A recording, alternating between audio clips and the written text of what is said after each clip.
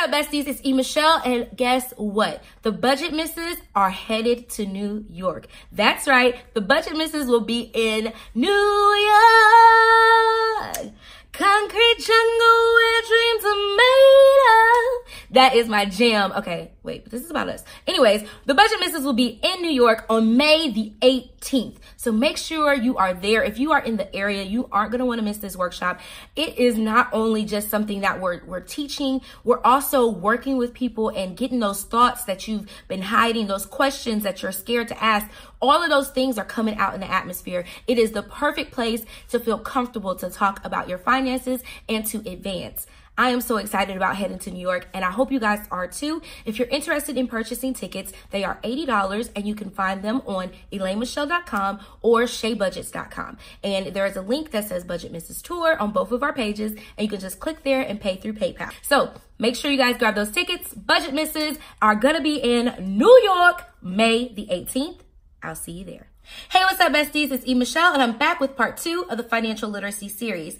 And today we're going to be talking about the tools and the apps that we use to help us manage our money. So these are just some of our recommendations. They aren't the end all be all. Of course, there's 1,000,002 apps out there, and you just have to find what works for you. So I always recommend people use their banking app. Like, you definitely should be using your mobile banking app. There's so much more in there than just looking at your balance, because yeah, you want to see how much money you have in there, but then you also want to see what's been coming out of there. There's been times I've been hit with fees that I didn't even know existed, or I've had transactions hit my account that didn't even know they existed, or anything. I've been overcharged. I've been charged twice going to McDonald's. Like, different things like that happen, and if you're not paying attention to those transactions, then you'll miss it. And if you wait until the end of the month to get your statement, then you're already behind in the game of trying to get your money recovered. So definitely use that mobile app to its best of its features. Like, it has so much to offer you, and each bank has different things to offer. And I can say that because, like, I have Chase and I have Bank of America and I have Chime, and all of them offer something different.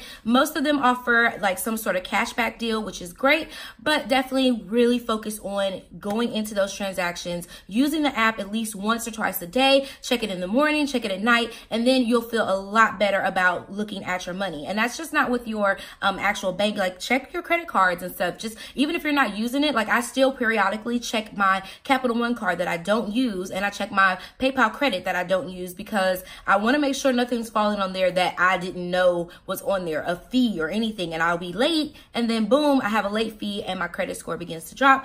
We don't need all that. So make sure you check and use your banking app. The next app that I use is my Credit Karma app. I love this app because it gives me like hands-on access to my credit score. Now, this only applies to people who are like trying to get their credit together or care about credit. I know Dave Ramsey talks about credit scores not really meaning anything, and that's the part where I kind of like triggered away, because I believe for what I need and for my lifestyle, I need a credit score. So I need to make sure that my credit score is on point and enough that I can get whatever it is that I need to get. And for me, that's a home loan.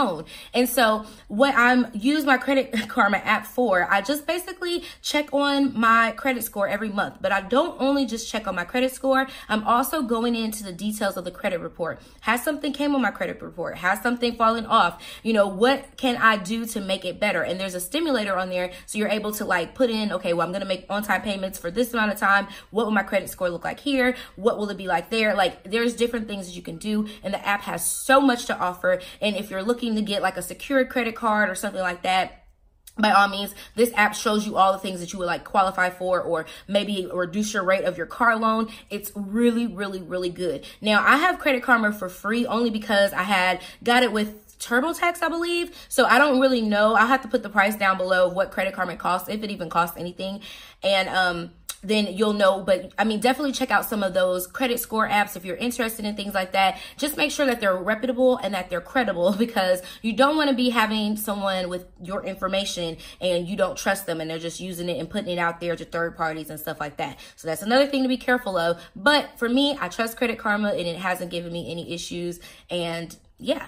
So the third one I want to recommend is the Proactive Budget app. Now, this is a new one for me, and I'm actually going to be doing a full-on review of this because I've been in the works and talking with the company and just getting an understanding for it because they offer what I've been looking for, which is digital cash envelopes. So now that I'm on the latter part, not even the latter part, but now that I've kind of moved in my journey, I want to try some different things to see if they actually work for me. Now, I love getting out the money on my cash envelopes and counting it out, but it does get kind of cumbersome sometimes if you're not able to make it to the bank. So the thing is, these are digital cash envelopes, and all it does is you basically the same thing you would do with your money, taking it out of the ATM. You grab the money from out of that account, you transfer it over into your Proactive Budget account, and they come with a card for you. And then all you would do was just take it. So let's say I set up all of my cash envelopes and I want to put $400 in groceries or whatever case it is. When I get ready to go spend that money, I have to click the button and tell them how much I'm spending, and then it gives me a certain amount of time where it'll leave my card open.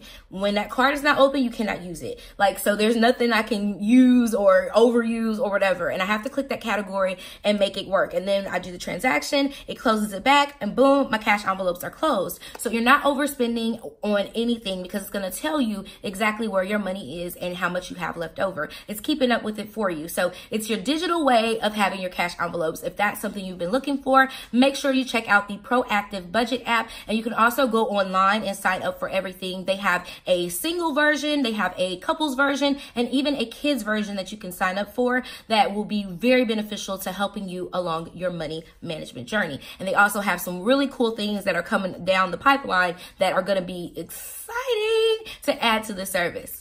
All right, so some of the tools that I use, you guys know that I use my budget planner religiously. I love it. I started out with the Happy Planner, the budget extension pack.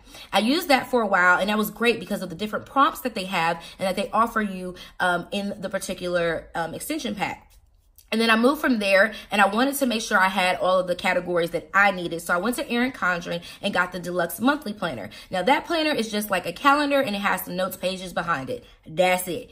Everything else is written in by us. So I love that because it gave me the freedom to kind of tweak things and put things where I wanted them to be and how I wanted it to be designed for my visual presentation or my visual pleasing. Like, it looks visually pleasing to me, and that makes me want to keep going to it. Now I'm currently using my Erin Condren Petite Planner, and I actually love this planner a whole lot. I do this, and I just stick my stickers in there, thanks Shea Budgets, in the monthly part. And then if I come to the back here, this is where I would keep all of my information as far as like my budget and all of my information for my paycheck to paycheck, all that stuff. And it stays in my planner that I keep with me and write out with me every day. Now, this is the Petite Planner, which is an A5 size. So if you guys were looking for it, there is a link down below so you guys can grab that notebook. And it's empty. It's blank when you first get it. You just fill it out however you want to, and you can carry it around with you. It's literally, the notebook is this size, and you can carry it wherever you want to. Throw it in your bag and have your budget planner with you. I also use Excel, and Excel is really great for me for tracking my expenses. So I'll take all the expenses that I've spent over the course of maybe like 3 or 4 months when I'm getting ready to readjust my budget or my cash envelopes, and I take it and I throw it in there, and then I create a pivot table. And once I create a pivot table, then I also make a pie chart because I like, again, I like things that are visually pleasing to me and that I can see. So once I create that pie chart, it tells me where I'm spending the most at. And it should be mostly in bills, but then it also should be more so in savings because I do track like how often I'm putting money into savings as well. So those are the tools that I really use. And then my cash envelopes, of course, that's another tool. Like using cash envelopes, if you have any problems or you struggle in areas where you feel like you really are overspending or you're just not getting a grasp on controlling your spending, cash envelopes is very helpful. The problem with using a debit card is we swipe, and then eventually we forget to look at our bank account. We forget that this happened, this transaction happened, and before you know it, you're at a negative balance and you're like, what? Like, how did this happen? So I negate that by putting the categories that I struggled with into cash envelopes. And then on the second side of that, I also do sinking funds. And those sinking funds help me to be able to save for things that are coming up or going to happen in the future. My car maintenance, that stuff that I know is I'm going to have to get every year. Like, I'm going to have to do something with my car. I'm going to have to get tires. I'm going to have to pay for school. Like, there's a lot of stuff that comes up that happens every single year, and we act like it doesn't happen. Those sinking funds have truly helped me be prepared prepared for the latter. And I love that because I'm not just stuck on just like, oh, what do I do? What do I do? I'm now like, okay, that's cool. I got the little coin over there. I'll just put that towards that, and that's it.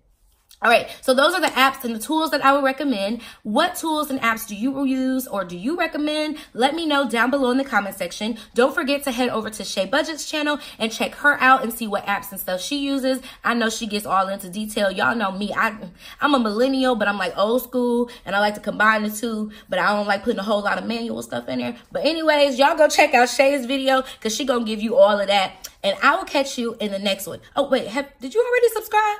Have you clicked the subscribe button? I mean, this button over down there. And then make sure you check out the video right here. And then also hit the notification bell because I would hate for you to miss another one of my videos. No, I'm serious.